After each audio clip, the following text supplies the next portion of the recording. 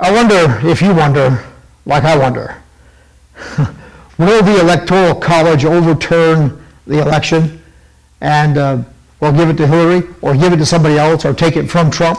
I don't know very many people who even know Michael Moore exists on the same planet with him, much less care a lot about or anything about what he has to say. However, apparently many libs do find him interesting, and I guess somebody out there cares about what he has to say or his opinion, at least if he says something that they find useful in some way. And because I'll tell you, his prediction, his latest prediction, that Trump's election will be overturned when the Electoral College meets in December 19th, is echoing all through the canyons of the MSM. And of course, a few days ago, this same Michael Moore predicted that Trump was going to win the Electoral College. So the question becomes, what has changed?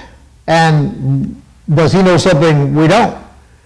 Is there any kind of real strategy at work here that could possibly be taken seriously in this effort to overturn the election? Or is it just another futile exercise in what we might call wishful thinking? I suppose if there ever were an election that the Electoral College might overturn, it would be this one. This one certainly has been fraught with many surprises. So the first thing the brain masseur needs to make clear is this. I'm not rooting for the progs. I'm not hoping for Trump's inauguration to be derailed. I'm not praying and wishfully anticipating that maybe something will happen and whatever. The truth is, I'm praying that Trump will succeed. I'm praying that he will become the president so many of my conservative friends believe that he is, or that he can be. And I cannot be denied, nevertheless, that not only are the Hillary hopefuls highly motivated to do whatever they can to stop Trump, there are plenty of gopers, the aristos in the GOP establishment that would really like to see him stopped. And as a matter of fact, there are a good number of conservatives who find Trump exceedingly objectionable. So is it possible?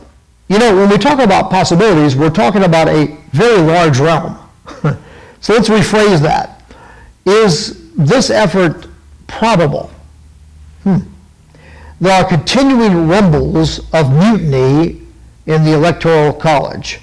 2 electors in Colorado are suing their state in order that they might be free to switch their vote and vote for whomever they choose. Well, that sounds like an ant trying to, throw an elephant. That's ridiculous. I mean, Trump needs 270 electoral votes to win on December 19, and he has 307 committed to him right now. So that would mean they would have to find 38 or 39 electors who would be willing to flip on Trump in order to bar President-elect Trump from becoming President Trump. So, even if the 2 electors who are suing Colorado win their case, and that's a big if, they're still short, 36 or more to stop Trump. So what's the idea here? All right, well, there's a general belief out there that there are many electors who find Trump so distasteful that if they thought they had a chance to stop him from becoming president, that they would do it. I read an article recently about a Christian conservative elector for his state who took an oath to vote for the candidate that won his state. And the article explains how he was torn in his conscience, feeling that he just could not, in good conscience, vote for Trump. He considered it a violation of his conscience, and yet not voting for Trump would be a violation of his oath. So he struggled with this and finally decided that he would withdraw his nomination to be an elector, or actually resign as an elector for his state. All right? So that's how serious it is out there, and there's really more than one person having those kinds of difficulties facing this particular electoral college. And the point is that there are electors out there pledged to vote Trump who don't want to do it. I understand that these 2 Democrat Hillary supporters, by the way, in Colorado, that are suing their state to allow them to switch their vote, hope that if they succeed, this will embolden enough other electors to join them and to switch their vote also. Only their strategy, in this case, I understand, is not to get Hillary in. What they're saying is, we'll switch our vote and we'll join other GOP electors if they will switch their vote and get somebody else besides Trump. So it's kind of interesting. The strategy, as I understand it, then, is not to get Hillary in, at least not on this particular case, but to stop Trump. So they hope enough discontented Trump electors will buy into their strategy that if they promise to move their vote to a candidate of their choice other than Trump, that they'll get together and overthrow Trump and install an alternative. What would it take for such a strategy to work? Well, of course, the first thing that has to happen is they've got to win their battle in court. And that's a long shot.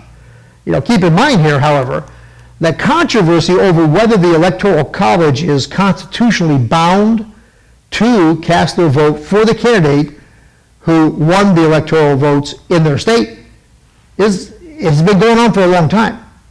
I mean, we don't think about it because it really never comes up. But lately, as you have noticed, I'm sure it's been coming up more and more, not only in this election, but in prior elections lately. And there's an open question, a debate that's been going on almost since our founding on this particular point. Does the Constitution require the Electoral College to vote according to whoever won in their state? Or does the Constitution support a free Electoral College that is charged to vote for who will be president without regard to who won in their individual states? So think about this. If that wasn't true, if that isn't what the founders had in mind, what's the Electoral College for? I mean, in other words, I understand we've got the system set up to put a check on the popular vote so that densely populated states can't control who becomes president over all of the United States, right? I think you understand that concept. Otherwise, California, New York, a few other states, maybe Chicago and some others, and even in that case, in the densely populated, we would come down to cities. It's like, San Francisco, Sacramento, Los Angeles, Chicago, New York City. Those cities would decide who is the president. And that would overwhelm all the rest of the states and basically disenfranchise everybody else. We might as well just have those cities vote and everybody else just wait to see what they decided. So that's the reason for the Electoral College, right? That way each state gets a certain number of Electoral College votes depending on the number of representatives in that state. And then the states decide within each state who they will elect, and whoever that state elects gets the Electoral College votes of that state, right? So that kind of balances it out and allows every state to actually have some meaningful participation in choosing a president. So the Electoral College accomplishes that without this ceremony of the Electoral College people assembling to cast their vote formally. It becomes a ceremony with no real meaning. What I'm trying to say is there would be no reason for the Electoral College to assemble. It's already been decided.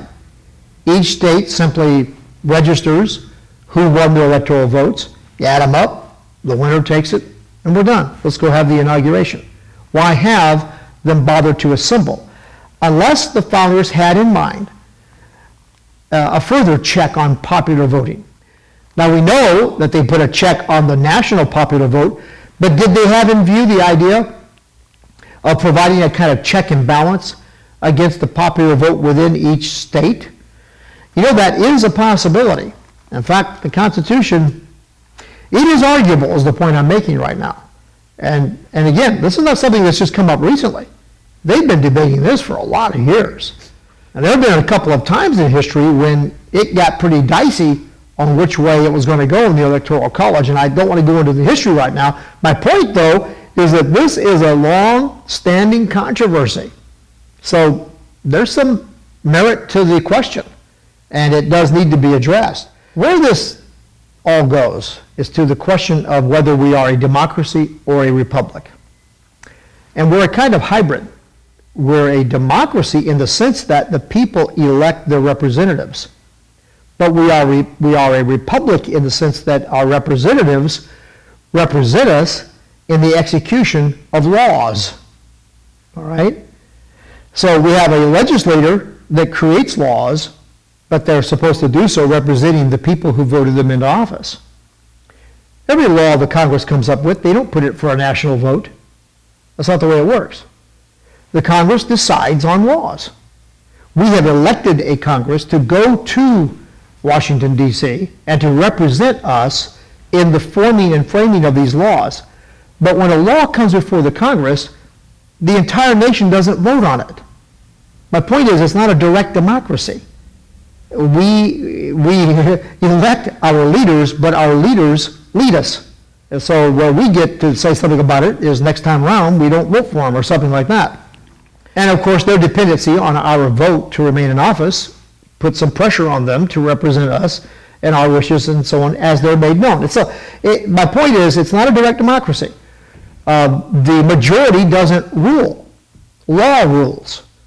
The majority can't decide that, for example, I don't have free speech. My right to free speech is, of course, inalienable, given to me as a divine endowment from God, and then enshrined or protected in our Constitution. So that a majority of people can't decide that I don't get to talk or say my mind or speak. You see what I'm trying to say? It's not a democracy that way. In fact, the founders despised democracy. You should go back and read some of the things they said about it. It's so weird how we're brainwashed now. Most people today actually think that we are a democracy. And that's how effective the left has been at pushing their agenda. The fact is, we are a republic. It's a representative republic, and we have laws that govern the nation, not individuals who just decide what they want to do because they were elected by the people to do it. It doesn't work that way.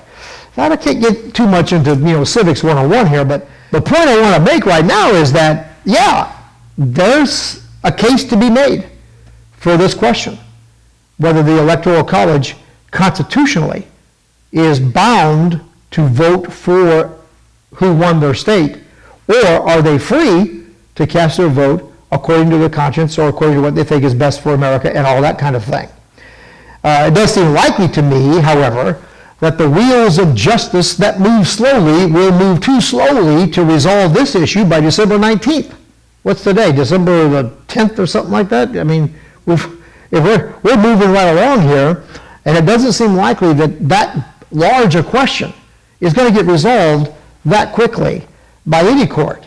That's a pretty long shot. Besides, lower courts have already ruled on these questions. The Supreme Court has not, but lower courts have upheld a political party's right to pledge their electors. And they've also ruled here and there on the right of a state to obligate their electors. So there's some precedents for this already. And this precedent weighs heavily in a court decision, by the way. In other words, because this has been an open question, debated for so long, the way we've been doing it kind of becomes the law of the land. It's something called common law, and it's something that's just recognized as the way it's done and the way it's been. And there would have to be a real compelling reason for the court to step up and overturn what has been a long-standing precedent and a long-standing understanding among the people for so long a time. So, the chances that they're going to overturn this in the court is pretty slim. The most maybe that they can hope will happen is they'll stir up enough controversy where it'll neutralize the Electoral College, and then it'll wind up going to the Congress, who has to decide this kind of stuff anyway, blah, blah, blah. You get my point? Long shot, way, way out there. But even if they did get that on their side, listen, all of Hillary's electors would probably have to defect in unison. That's 231, I think. And then add to that about, 39 or so from Trump's electors would have to defect. And then all of that group would have to agree on the same candidate to throw their vote behind. What are the chances of that happening? It just seems ridiculous. Or a massive mutiny would have to happen in the GOP, where they would just almost altogether throw Trump under the bus and choose an alternate. Once again, what alternate? I mean, who would the GOP put up that enough electoral votes would coalesce around? I mean, they're so divided already, right? Good night. We could end up with something as absurd as a continuing resolution to decide the presidential race. I know it's ridiculous, but it could turn into like balancing the budget for America. Just one continuing resolution. We can't decide, so it keeps going on and on and on and on. Of course, that can't happen. If the Electoral College can't decide, then the Congress takes it up. And I think we know where it would go if it went there. Or I think it would go with Trump. Anyway, enough defectors from both camps would have to come together. You have to get 207. The point is, out of the 539 electors, you've got to get 270 of them who are going to agree together on one alternate candidate. And do you see that happening? I don't think so. But here's a scenario that has a little more possibility or probability of actually happening. It's remote, but I suppose it's possible that with some help, they could get enough of the GOP electors to flip their vote, maybe. You only need 39. If they got 39 of Trump's electors to flip their vote, well, that would stop Trump. But then, of course, it would go on to the Congress. In the Congress, I think it's more than likely going to land with Trump. It would certainly at least go to a GOP candidate. What a mess this would be if that's where it goes. So, assuming we get through December 19 and the last shoe falls on the floor of the Electoral College and the desperate Dems and the never-Trumpers finally cry, Uncle Sam, and accept their fate, I want my listeners to know how I intend to handle a Trump presidency.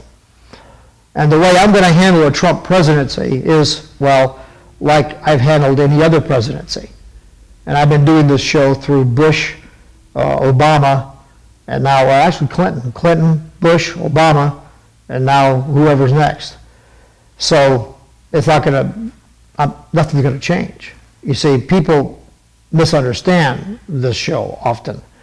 And but the fact is, the Brain Massage Show has never been about supporting anybody's favorite candidate or promoting anybody's favorite cause, quite frankly. It never has been. It's about the truth.